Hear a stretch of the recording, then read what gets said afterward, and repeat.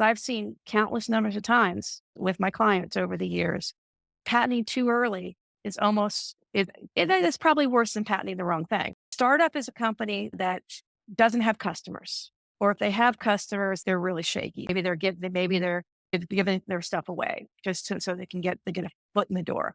Versus an early stage company, which is a company that has customers, right? And they're generating revenue. Very often, the startup companies will pivot so many times that because they have to follow the customer. If you do this the right way, if you follow the lean model, your technology doesn't matter, the customer matters. I've seen countless numbers of times with my clients over the years, patenting too early is it's probably worse than patenting the wrong thing. Why is that?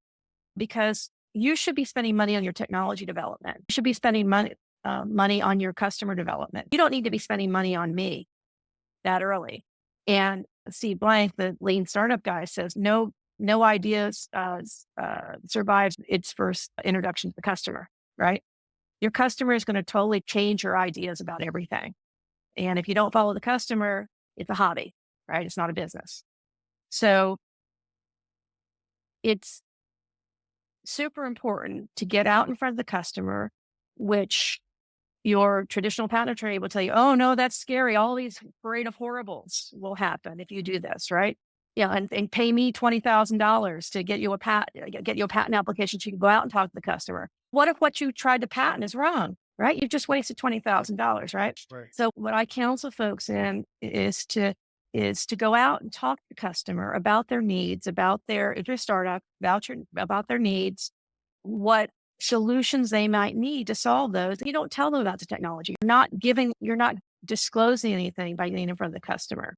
So part of that original question, if I can recall it, is that, make sure that you're focusing in parallel on technology and customer development.